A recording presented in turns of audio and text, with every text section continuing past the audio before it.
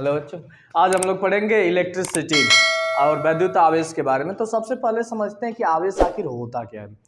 तो यदि हम शुरुआत की बात करें ना, शताब्दी से भी पहले, और जितनी हमारी फिजिक्स की कुछ उपभाषाएं जैसे इलेक्ट्रोडायनेमिक्स या फिर अलग तरह से बात करें, जैसे फिजिक्स में बहुत सी उप शाखाएं होती हैं, वैद्युत की होती है, यांत्रिकी होती है, दोलन तथा तरंगे होती हैं, और भी बहुत सी चीज़ें होती हैं। ठीक, तो उसमें एक हमारा सब्जेक्ट होता है, या कह सकते हैं कि फिजिक्स की उप शाखा होती है जिसको हम लोग विद्युत्की नाम देते हैं। और विद्युत्की का अभिप्राय होता है ना कि एक विज्ञान की वह उप शाखा जिसके अंतर्गत हम लोग विद्युत या विद्युतीय गुणों का अध्ययन करते हैं। तो सबसे पहले समझेंगे कि विद्युत होता क्या है, इसमें हम लोग पढ़ते क्या है और किन चीज़ों में। तो शुरुआत की बात करें ना कि ये जो शताब्दी प्रारंभ हुई है हमारी, उससे भी लगभग 600 वर्ष पूर्व एक ग्रीक दार्शनिक थे जिनका नाम था थेल्स। उन्होंने ये देखा ना कि जब उन्होंने एक अंबर का कपड़ा लिया या फिर सूती वस्त्र, अंबर उस समय कह सकते हैं ना कि एक ऐसा पदार्थ होता था जो कि आज के सूती वस्त्रों की तरह मैच करता था। तो जब उन्होंने अंबर का टुकड़ा लिया और उसे एबोनाइट की छड़ पर रगड़ा, तो उन्होंने देखा कि एबोनाइट की छड़ में कुछ इस प्रकार के गुण उत्पन्न हो गए जो कि थोड़े से सामान्य से हट कर थे। तो उन्होंने सोचा कि आखिर इसमें ये कौन सा गुण है जो एबोनाइट की छड़ को क्या कर रहा है, सामान्य से हट के बना दिया, और इसमें कुछ एक प्रभाव उत्पन्न हुआ। तो उन्होंने उस चीज को ऑब्जर्व करना शुरू किया। ठीक, तो एक तरह से हम ये कह सकते हैं ना कि जो हमारी फिजिक्स है या फिजिक्स की जो प्रमुख उप शाखाएं हैं, इनमें सबसे ज़्यादा जो योगदान है वो ग्रीक वासियों या फिर उधरी पश्चिमी या उधरी के देशों के रहा हुआ है। ठीक है ना। तो अब इन्होंने क्या किया कि एबोनाइट की छड़ को अंबर के कपड़े से रगड़ा और वहाँ पे देखा कि एक प्रभाव उत्पन्न हुआ। तो उसको धीरे धीरे आगे चल करके जब समय आता है हमारा 1750 ईस्वी का, तो 1750 ईस्वी में एक वैज्ञानिक बेंजामिन फ्रैंकलिन ने इन्हीं प्रभावों का एक नाम दिया और इन नामों को उन्होंने आवेश या धनावेश, ऋणावेश के रूप में व्यक्त किया। तो समझिएगा, सबसे पहले क्या हुआ था, ग्रीक में जो हमारे वैज्ञानिक थेल्स थे या थेल्स ने एक प्रभाव को देखा था और उसी प्रभाव का उन्होंने आवेश के रूप में निरूपण किया था, परंतु उन्होंने पूरा विधिवत जो होता है नामकरण, या कह सकते हैं कि विधिवत हर एक प्रक्रिया को दर्शाना, आवेश क्या है, कैसा है, किस प्रकार है, ये सारी चीज़ें उन्होंने नहीं किया। तो इसको बेंजामिन फ्रैंकलिन नामक वैज्ञानिक ने 1750 ईस्वी में परिभाषित किया और उन्होंने बताया कि जो प्रत्येक धातुएं होती हैं या प्रत्येक इलेक्ट्रॉन, जो हमारा परमाणु होता है, वो क्या बनता है, 3 कणों से, 3 मूलभूत कणों से मिलकर के बना होता है। तो हम बात करते हैं कि हमारा कोई परमाणु है जिसके बाहर इलेक्ट्रॉन है और अंदर जो नाभिक होता है वो न्यूट्रॉन प्लस प्रोटॉन से मिलकर के बना होता है। ठीक, तो वहाँ पे जब जो हमारा जो फ्रैंकलिन नामक वैज्ञानिक है वो बता रहे हैं कि जब भी हमने एबोनाइट की छड़ को कपड़े से रगड़ा, तो रगड़ते टाइम होता क्या है ना कि जो हमारे इलेक्ट्रॉन हैं ये बाहरी कक्षाओं में चक्कर लगा रहे होते हैं, और जब बाहरी कक्षाओं में चक्कर लगा रहे होते हैं तो जब हम इनको रगड़ते हैं तो घर्षण के कारण इनके कक्षाओं से कुछ इलेक्ट्रॉन कट जाते हैं और कट करके उस कपड़े पर चिपक जाएंगे। मतलब ये है ना कि हमने एबोनाइट की छड़ ले लिया, एबोनाइट की छड़ में यदि हमने इलेक्ट्रॉनों को बार बार चक्कर लगवा रहे हैं तो ये इलेक्ट्रॉन क्या होगा कि जब उस कपड़े से रगड़ा जाएगा तो ये यहाँ से हट करके चले जाएंगे उसी कपड़े पे चिपक करके। और अब जैसे हम इसमें काउंट कर लें तो 1 2 3 4 5 6 7 8 9 10, लगभग 10 इलेक्ट्रॉन्स हैं। और जब नाभिक हमारा न्यूट्रल अवस्था में होता है, तो न्यूट्रल करने का मतलब होता है कि जितने इलेक्ट्रॉन हैं उतने प्रोटॉन भी होंगे। ठीक है, तो मान लेते हैं ना कि 10 इलेक्ट्रॉन थे और हमने इनको रगड़ा, तो जब हम इनको जैसे ही रगड़ेंगे ना, इसमें से 2 इलेक्ट्रॉन कट के चले गए। तो जब 10 इलेक्ट्रॉन थे, 2 इलेक्ट्रॉन कट के चले गए, लेकिन 10 इलेक्ट्रॉन थे तो 10 प्रोटॉन भी थे, 2 इलेक्ट्रॉन यहाँ से चले गए, -2 इलेक्ट्रॉन कर दिया हमने। तो अब यहाँ पे बचे कितने हैं, केवल 8 इलेक्ट्रॉन, और यहाँ पे प्रोटॉन तो उतने ही रहेंगे।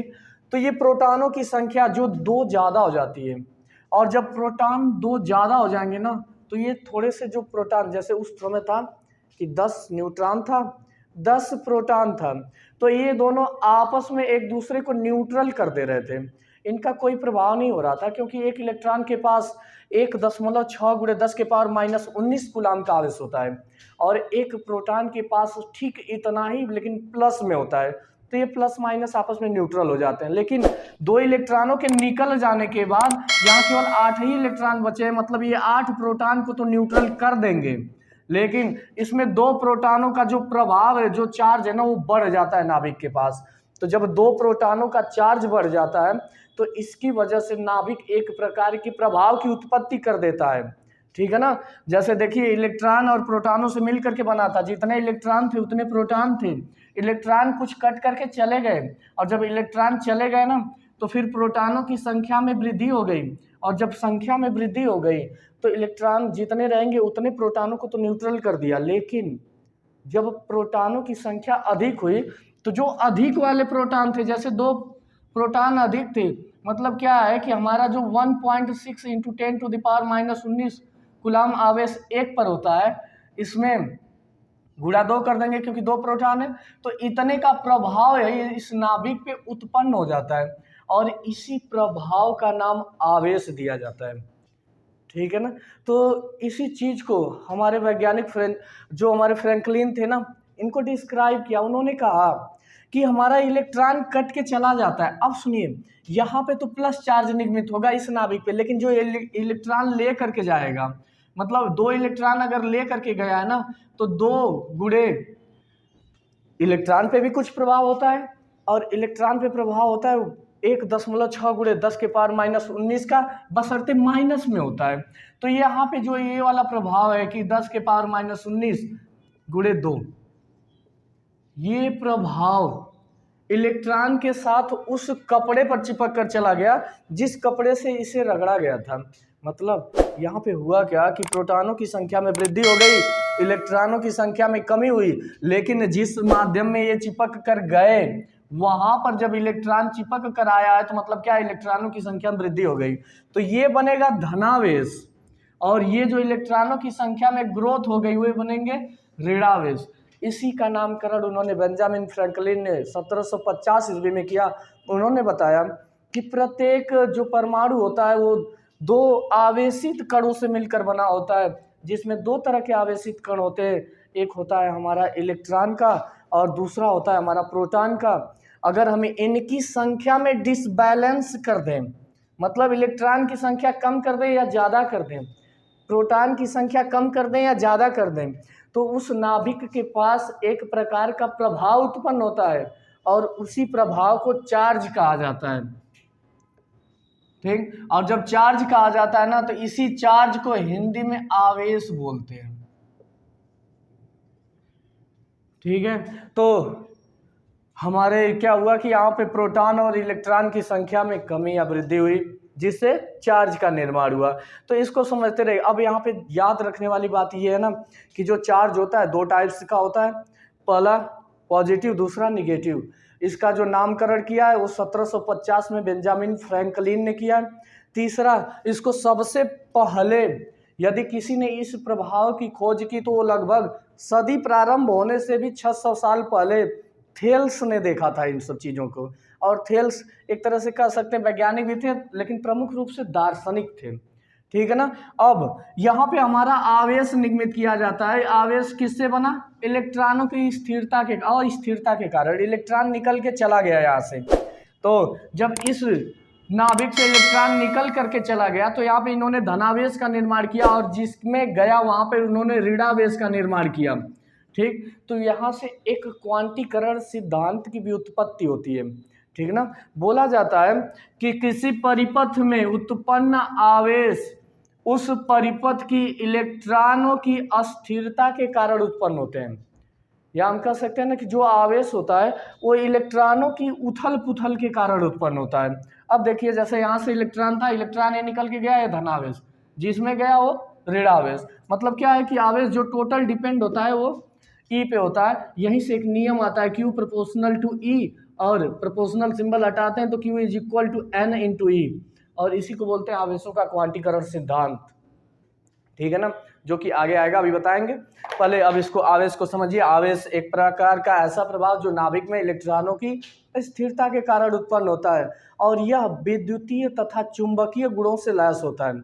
विद्युतीय का मतलब कह सकते हैं ना कि जैसे विद्युत धारा उत्पन्न होने, मतलब यह कह सकते हैं कि एक तरह से जब इनका संचार होता है, एक तरह संचार करते हैं तो एक प्रकार की स्पेशल एनर्जी के रूप में ये आगे बढ़ते हैं। जैसे मान लेते हैं ना कि कोई पंखा है और पंखा को हमने स्विच ऑन कर दिया, यदि लाइट है स्विच ऑन किया तो होगा क्या कि हमारे उस पंखे में उस स्विच ऑन करने के कारण एक प्रकार की एनर्जी जाएगी जो कि पंखा को रोटेट कराने का काम कराएगी। तो ये जो हमारी एनर्जी प्रवाहित हो रही है पंखा में, या ये सारी चीज़ें हम लोग बोलते हैं कि ये विद्युत धारा है। ठीक है, ये एक प्रकार का ऐसा गुण है जो कि पंखे को क्या करा रहा है, रोटेट करा रहा है। तो जो हमारा आवेश होता है वो विद्युतीय तथा चुंबकीय दोनों गुणों से लैस होता है, दोनों गुण उसके पास होते हैं। ठीक है ना। तो ऐसे भी बोला जा सकता है कि किसी परमाणु के नाभिक में या किसी परमाणु में स्थित ऐसा कण या ऐसे चीजें जो कि क्या हो, विद्युत तथा चुंबकीय गुण दोनों से लैस होती हैं, आवेश कहलाता है। आवेश दो टाइप का होता है, धनावेश और दूसरा होता है ऋणावेश। एक ऐसा आवेश जिसका मान धनात्मक हो, धनावेश कहलाएगा, और एक ऐसा आवेश जिसका मान ऋणात्मक हो, ऋणावेश कहलाएगा। जैसे ना अब आगे थोड़ा सा इसको देखते हैं। अभी तो हम लोगों ने देखा कि आवेश बनता कैसे। तो आवेश बनने की सिंपल सी प्रक्रिया, इलेक्ट्रॉन कट के हट गए और इलेक्ट्रॉन जब हट गए यहाँ से तो जहाँ जिस नाभिक से हटे नाभिक में प्रोटॉन की संख्या बढ़ गई, मतलब धनावेश बना हुआ। और जिस इलेक्ट्रॉन में गए, मतलब जिस नाभिक में ये इलेक्ट्रॉन गए वहाँ पे ऋणावेश बना। ठीक, तो अगर आवेशों की बात कर लिया तो हमने क्या हुआ कि ये धनावेश ऋणावेश होते हैं। अब इनके मात्रक होते हैं, इस मात्रक को बोलते हैं कूलाम। ठीक ना। तो अगर बात करें ना Charles Augustine day coulomb, basically इन्हीं के नाम पे आवेश का नाम रखा गया है कूलाम, आवेश का मात्रक का नाम कूलाम रखा गया है। इनका पूरा नाम था चार्ल्स अगस्टिन डे कूलाम। इन्होंने इन आवेशों के बीच आकर्षण तथा प्रतिकर्षण बल के बारे में बहुत ज़्यादा शोध किए थे। बहुत ज़्यादा शोध करने का अभिप्राय ये है ना कि ये जो आवेश होते हैं, एक हमारा क्या हो गया, जैसे आवेश है, आवेश दो टाइप्स का बनता है, प्लस क्यू और माइनस क्यू। तो उन्होंने ये चीज़ें बताया कि जो हमारा आवेश होता है वो धनात्मक और ऋणात्मक दोनों टाइप्स में होता है, परंतु ये क्या करते हैं, जो सजातीय आवेश होते हैं एक दूसरे को प्रतिकर्षित करते हैं। विजातीय आवेश जो होते हैं वो एक दूसरे को आकर्षित करते हैं, और इनके आकर्षण अथवा प्रतिकर्षण बल का मान या उसके लिए जो फार्मूला होता है उसका derivation Charles Augustine day coulomb ने किया था। इसी वजह से ना जो आवेश होता है इसके मात्रक को कूलाम कहा जाता है। और यहाँ पे समझिए, अब हमने एक नाम यूज किया सजातीय आवेश और दूसरा नाम हमने यूज किया विजातीय आवेश। तो इनको भी समझते हैं। सजातीय आवेश, सजातीय, स का मतलब समान, एक ऐसे अभिप्राय से समझते हैं कि स का मतलब क्या हो रहा है, समान हो रहा है। जातीय मतलब कि जाति वाले, तो ऐसे आवेश जिनकी जाति समान हो। अब आवेश है एक प्रकार की भौतिक राशि है, तो राशि की कोई जाति थोड़ी होती है। तो जब जाति नहीं होती है ना तो इनके चार्ज से लिया जाता है, इनके दिशा से लिया जाता है। मतलब एक ऐसे आवेश जिनके मान या परिमाण जो है ना समान चिन्हों से इंडिकेट किए जाए। जैसे यदि हमारा पहला आवेश प्लस क्यू है तो दूसरा आवेश भी प्लस क्यू हो, तो ये हमारे होंगे सजातीय आवेश। मतलब क्या है कि दोनों में प्लस प्लस है। एक ऐसे आवेश जिनके चिन्ह समान हो, जिनके मान समान चिन्हों से इंडिकेट किए जाए, सजातीय आवेश। सजातीय आवेश करने का मतलब कि जिनके चिन्ह समान है और इनके बीच हमेशा एक दूसरे से होता क्या है, प्रतिकर्षण होता है, एक दूसरे से दूर भागने का प्रयास करते हैं। तो सजातीय आवेश एक दूसरे को क्या करते हैं, प्रतिकर्षित करते हैं। मतलब ना अब ऐसे समझो कि दो गरीब व्यक्ति हैं, गरीब व्यक्ति होने का मतलब का दोनों गरीब हैं। तो जो पहला गरीब होगा वो मांगने के लिए दूसरे गरीब के पास थोड़ा ही जाएगा, वो जाएगा तो वो भी बोलेगा कि भैया हम तुमसे भी ज़्यादा गरीब हैं, तुम हम ही को दे दो।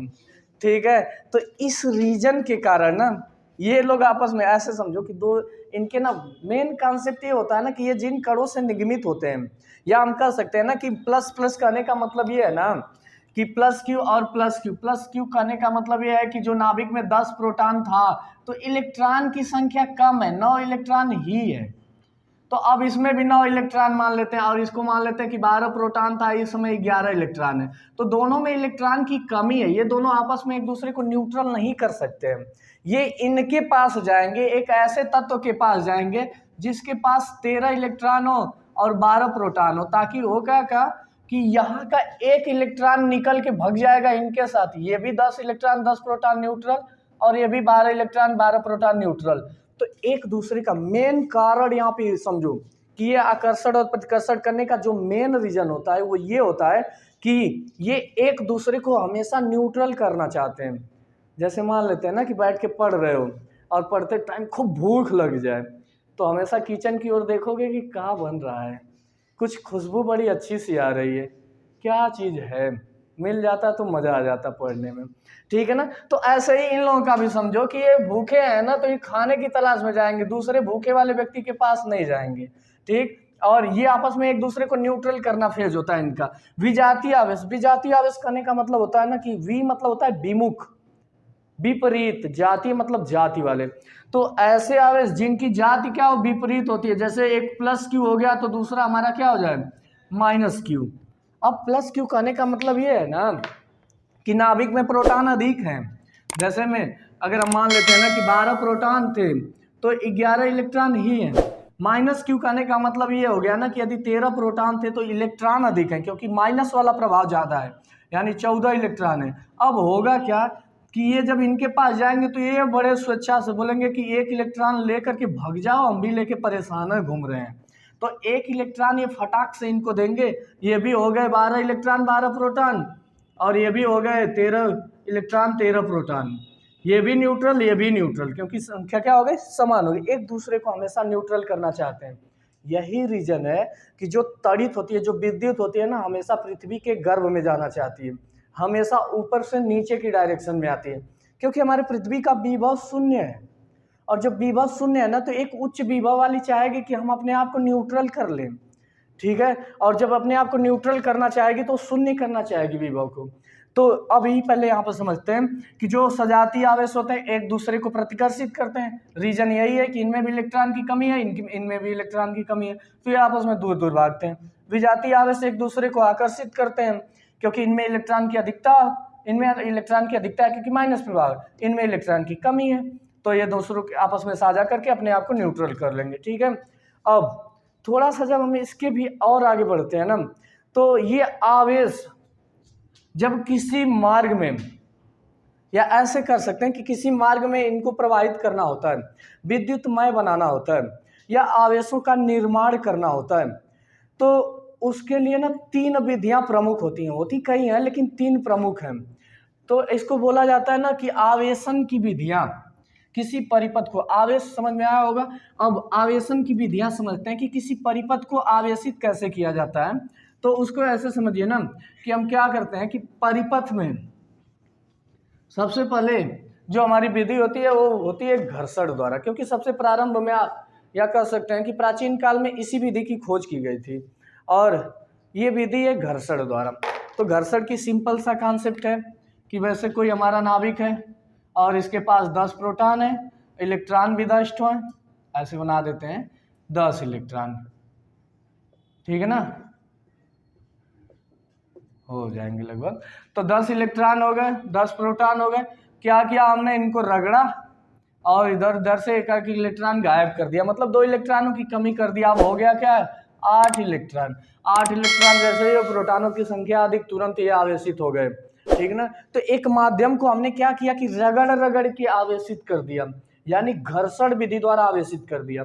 जो दूसरी विधि होती है ना वो होती है चालन द्वारा। तो जब हमारी दूसरी विधि समझिएगा कि चालन द्वारा कैसे होती है, जैसे मान लेते हैं ना कि ये कोई वायर है, ठीक, और इसमें विद्युत धारा प्रवाहित हो रही है, इसमें आवेश प्रवाहित हो रहे हैं। हम क्या किए कि एक लोहे की छड़ या विद्युत की चालक छड़ लिए और उस छड़ को ऐसे टच करा दिए इसमें, तुरंत हमारी छड़ के साथ साथ हम भी थोड़े से चालन में आ जाएंगे। ठीक, तो ऐसे समझिए कि यहाँ पे संपर्क द्वारा क्या किया जाता है कि एक विद्युतमय धारावाही चालक या विद्युतमय चालक में जब किसी ऐसे चालक को संपर्कित कर दिया जाता है जो कि उसमें आवेश नहीं है, जैसे इसमें आवेश नहीं है लेकिन अगर इसमें विद्युत धारा प्रवाहित होने का गुण है तो इसको जैसे ही टच कराया जाएगा तुरंत इसमें विद्युतमय भी हो जाएगा। ठीक है ना। तो 3 विधियां प्रमुख है। पहले हमने क्या बताया, चालन द्वारा, दूसरा पहले हमारा घर्षण द्वारा, दूसरा चालन द्वारा, तीसरा होता है प्रेरण द्वारा। प्रेरण करने का मतलब ये है ना कि किसी में प्रेरित कर दिया जाए। अब ये वाली विधि बहुत ध्यान से समझिए। जो प्रत्येक मुक्त इलेक्ट्रॉन, प्रत्येक चालक जो होता है ना उसके पास मुक्त इलेक्ट्रॉन होते हैं। मुक्त इलेक्ट्रॉन करने का मतलब ये है ना कि ऐसे इलेक्ट्रॉन जो नाभिक से जो नाभिक के नाभिकत्व से फ्री होते हैं या नाभिकीय बल से फ्री होते हैं। जैसे बड़े बड़े नाभिकों की बात करते हैं जिनका परमाणु क्रमांक 80 होता है, 85 होता है, 90 होता है, ऐसे तो इन इलेक्ट्रॉनों की या फिर कोई भी हो तो जब ये क्या होता है ना नाभिक से कंट्रोल किए जाते हैं, यहाँ पे प्लस होता है, यहाँ पे माइनस होता है, इन लोगों के बीच एक इंडिविजुअल बैंड होता है या बंद होता है या एक बल काम करता है जिसकी वजह से ये लोग क्या करते हैं कि आपस में कनेक्टेड रहते हैं। लेकिन अगर मान लेते हैं ना कि दो दो के बल से ये लोग सभी कनेक्टेड हैं, 10 हैं, और एक निकल के भाग जाए, बचेंगे 9, तो 9 को कितना इनको देना पड़ेगा, बहुत 10 में थोड़ा थोड़ा वृद्धि कर देते हैं। यानी कुछ ऐसे भी एलिमेंट होते हैं या कुछ धातुएं ऐसी होती हैं जिनके इलेक्ट्रॉन अपने नाभिक के नाभिकत्व से फ्री हो जाते हैं और एक छड़ ले लिया हमने ना और इसमें इलेक्ट्रॉन फ्री होकर के पूरा इधर उधर घूमने लगते हैं। तो जब हम इनके बगल से कोई ऐसा वायर ले लेंगे जिसके चारों तो इसमें विद्युत धारा प्रवाहित हो रही है, आवेश प्रवाहित हो रहे हैं, तो जब इसमें आवेश प्रवाहित हो रहे हैं तो ये क्या करेंगे ना अपने चारों तरफ एक इंडिविजुअल फील्ड बनाते हैं और इस फील्ड में जितने मुक्त इलेक्ट्रॉन आएंगे ये मुक्त इलेक्ट्रॉन उसी दिशा में प्रेरित हो जाते हैं। प्रेरण या प्रेरित हो जाना इसको बोलते हैं उत्तेजन की अवस्था। जैसे ना कोई मान लीजिए आपके बगल में बैठ के खूब पढ़ रहा हो तो आप भी थोड़ा बहुत किताब उठा ही लेंगे, और कोई मान लो कि आप बहुत ज़्यादा पढ़ते हो और कोई शाम 5 बजे सो जाता है और खूब अच्छी नींद ले रहा हो तो 1 घंटा पढ़ते पढ़ते उसके बाद बोलोगे कुछ ना आप हम सोते हैं, ये बहुत सो रहा है, तो आप भी उसके सोने की वजह से आप भी प्रेरित हो गए ना सोने के लिए। यही चीज़ यहाँ पे भी है। तो 3 विधियाँ प्रमुख होती हैं। पहला होता है हमारा घर्षण, दूसरा होता है चालन, तीसरा होता है प्रेरण द्वारा। ये तीनों से आवेशों का निर्माण होता है। ठीक है। अब जब हम आवेश को प्रवाहित करते हैं और एक मार्ग में जब आवेश गुजरते हैं ना तो आवेश का एक निश्चित मान होता है, और जब ये किसी मार्ग में आगे की तरफ मूवमेंट करते हैं, गुजरते हैं, तो उसमें एक लगातार प्रभाव का प्रवाह शुरू हो जाता है और उसी का नाम दिया जाता है विद्युत धारा। ठीक है। जैसे कोई तार है और बोला जाएगा कि इसमें विद्युत धारा प्रवाहित हो रही है, और अगर आपने उसको टच कर लिया तो थोड़ा सा आपके अंदर गुनगुनाने वाला प्रभाव उत्पन्न होगा, और ये जो गुनगुनाने वाला प्रभाव उत्पन्न हो रहा है वो बेसिकली विद्युत धारा के कारण उत्पन्न हो रहा है, क्योंकि जब उसमें आवेश प्रवाहित हो रहे थे तो आवेश के साथ साथ उनका एक निश्चित मान उस परिपथ से गुजर रहा था और आपने टच किया तो वो मान आपको प्रभावित कर रहा है वहाँ पे। ठीक। तो एक विद्युत धारा, इसकी परिभाषा दी जाती है कि आवेश प्रवाह की दर को विद्युत धारा कहते हैं। इसे I से रिप्रेजेंट करते हैं और इसका जो मात्रक होता है एम्पियर होता है। एम्पियर, इसका मात्रक जो एम्पियर है ना वो आंद्रे मरिये एम्पियर नामक वैज्ञानिक के नाम पे रखा गया है। ठीक है। तो अब ऐसे समझिएगा कि विद्युत धारा, अब जब हमने एक परिपथ ले लिया, हमने क्या किया कि इनमें आवेशों को गुजारना शुरू किया कि निकलो आप लोग इसी रास्ते से। ये जब गुजरना शुरू किए तो इनके चारों तरफ या कह सकते हैं ना कि इनकी वजह से उस परिपथ में एक प्रकार का प्रभाव उत्पन्न हुआ जिसका नाम हम लोग देते हैं विद्युत धारा, और इसको इंडिकेट करते हैं स्मॉल I से, और जिसका मात्रक होता है एम्पियर। ठीक। तो विद्युत धारा गुजर रही है और ये निश्चित, ये आवेश की प्रवाह के दर पे अपना निश्चित होता है। ठीक है ना। फिर जब ये विद्युत धारा जब गुजरती रहती है परिपथ में ना तो मान लेते हैं कि यहाँ पे हमने लगा दिया एक बढ़िया सा 10 रुपए वाला बल्ब, खूब बढ़िया सा खरीद के लाया जो कि फ्यूज नहीं है। ठीक। तो होगा क्या कि विद्युत धारा इनके जाएगी, इनमें अपना प्रभाव दिखाएगी और गुजरेगी। ठीक है ना। तो मतलब क्या है कि जब इसमें धारा गुजर रही है तो यहाँ पे एक प्रभाव उत्पन्न होगा, या आप कह सकते हैं ना कि जब आवेश किसी परिपथ में प्रवाहित होते हैं तो इन आवेशों का अपना निश्चित मान उस परिपथ से गुजरता है, जिसका नाम हम लोग विद्युत धारा देते हैं, या आवेश प्रवाह की दर को विद्युत धारा कहा जाता है। इसका मात्रक एम्पियर होता है।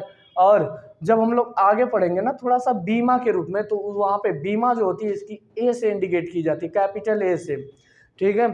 अब जब विद्युत धारा इसमें प्रवाहित हो रही थी ना, तो आवेश ऐसे तो ही प्रवाहित होंगे नहीं, इनको यहाँ से भेजने के लिए कोई ना कोई एनर्जी चाहिए ना। जैसे मान लीजिए कि कोई इंसान है यहाँ बैठा है, आप चाहते हैं कि ये उधर बैठे, तो आप उसको अचानक से कस के धक्का मारेंगे तभी तो जाएगा, तो धक्का के रूप में आपने उस पर ऊर्जा खपत की ना। इसी तरह से प्रत्येक आवेश को एक स्थान से दूसरे स्थान तक भेजने के लिए एक निश्चित, या कह सकते हैं ना एक प्रकार की ऊर्जा का व्यय होता है, जिसको हम लोग विभव नाम देते हैं। ठीक है ना।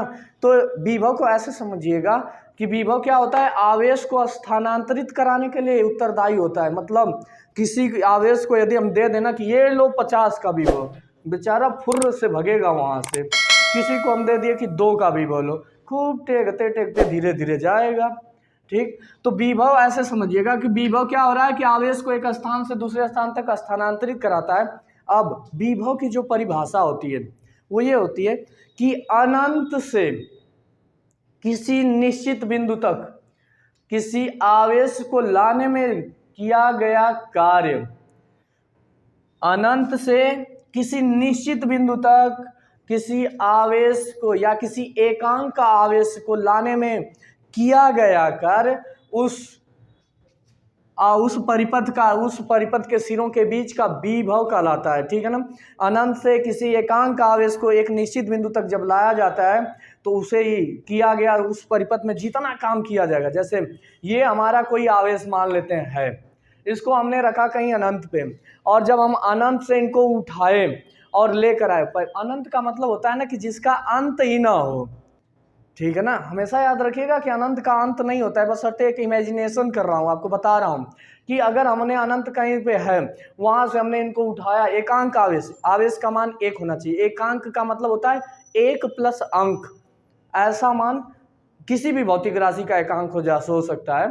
ठीक ना। जैसे बोला जाए एकांक क्षेत्रफल, एकांक आवेश, एकांक विद्युत धारा, तो एकांक का मतलब होता है 1 अंक, यानी 1 मान, Q बराबर 1। तो एकांक आवेश को अनंत से किसी निश्चित बिंदु तक लाने में जितना काम किया जाएगा, ठीक है, उसी को हम लोग बोलते हैं कि ये हमारा विभव है। ठीक। तो विभव में कुछ शब्द हैं जिनको नाम याद रखेंगे आप लोग। एकांक, अनंत, किया गया कार्य। एकांक आवेश को अनंत से किसी बिंदु तक लाने में किया गया कार्य विभव कहलाता है। इसे V से इंडिकेट करते हैं, कैपिटल V से। ठीक है ना। और जो इसका मात्रक होता है, इसका मात्रक वोल्ट होता है। ठीक है ना। इसका मात्रक जूल प्रति सेकंड भी होता है, जूल प्रति सेकंड या वोल्ट होता है। ठीक ना। अब हमारा विभव क्या है कि किसी एकांक आवेश को अनंत से किसी निश्चित बिंदु तक लाने में जो कार्य किया जाए उसी को हम लोग विभव नाम देते हैं। अब इसके बाद वाली जो राशि आती है ना उसको बोलते हैं विभवांतर। विभवांतर का अभिप्राय ऐसे है ना कि इसके नाम से इसकी चाहोगे तो परिभाषा बना सकते हो, विभवांतर, विभव प्लस अंतर। ठीक है ना। तो दो शीर्षों के बीच, क्योंकि देखो अनंत से विभव की कल्पना कहाँ से की गई, अनंत से की गई। अबे हम विभवांतर की बात जानना चाहते हैं। यदि विभवांतर हम जानना चाहें तो विभवांतर का अभिप्राय हो जाएगा कि विभवों का अंतर। अब विभव का अंतर कैसे करेंगे, जैसे हमने 2 बिंदु ले लिए, एक बिंदु ले लिया हमने A, दूसरा बिंदु ले लिया हमने B। ठीक ना। तो इन दोनों के बीच का जो विभव होगा, इन दोनों के बीच जो विभव कार्य करेगा उसी को विभवांतर कहते हैं। ठीक है ना। अब इसकी कल्पना कैसे होती है, या ऐसे कह सकते हैं कि 2 बिंदुओं के बीच कार्यरत विभव खंड को, या विभव को, विभव कहाँ से काम कर रहा है, 2 बिंदुओं के बीच काम कर रहा है। ठीक ना। और इसी को हम लोग विभवांतर कहते हैं। देखिए विभव और विभवांतर ये सेम है, जैसे रेखा और रेखाखंड होता है। रेखा क्या है, दोनों तरफ अनंत तक जा सकती है, जबकि रेखाखंड एक छोटा सा लंबाई टुकड़ा होता है। वही चीज यहाँ पे भी है, जो विभव है वो अनंत से कैलकुलेट किया जाएगा, लेकिन विभवांतर 2 शीर्षों के बीच, मतलब इसका आदि और अंत दोनों पता होता है विभव का, लेकिन विभवांतर का क्या है, ये यहाँ पे देखो आदि हो रहा है, प्रारंभ हो रहा है, और यहाँ पे अंत हो रहा है, दोनों पता है। लेकिन जो हमारा विभव होता है ना, विभव में पता नहीं होता। विभव कहाँ से किया जाता है, अनंत से। अब इसमें बोला जाए कि दो बिंदुओं के बीच का विभव, मतलब अनंत इधर कहीं मान लेते हैं यहाँ से यहाँ ए तक हमारा जो विभव काम कर रहा है VA, और यहाँ से B तक जो विभव काम कर रहा है VB। अब हमें निकालना है कि इन दोनों के बीच आखिर कितना विभव है। तो हम क्या करेंगे कि बड़ा वाला विभव जो हमारा VB है उसमें से छोटे वाले को हटा देते हैं।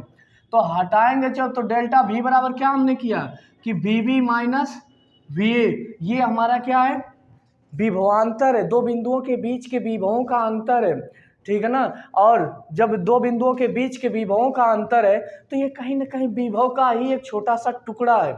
तो जब विभव का ही छोटा सा टुकड़ा है या विभव ही है तो इसका भी मात्रक वोल्ट होता है, ठीक। इसका भी जो फॉर्मूला होता है ना वो भी डेल्टा V बराबर होता है W/Q। अब समझिएगा, हम विभवांतर को भी ना V से ही, डेल्टा V से रिप्रेजेंट करते हैं। इसका भी फार्मूला W/Q होता है। जो हमारा विभव होता है इसका भी फार्मूला हमारा V बराबर W/Q होता है। इन दोनों में थोड़ा सा अंतर है, देखिए यहाँ पे भी W है, यहाँ पे भी W है। एक बार एग्जामिनर ने इसी सवाल को किया कि विभव और विभवांतर दोनों में कार्य आता है, इन दोनों कार्यों के बीच अंतर आखिर क्या है।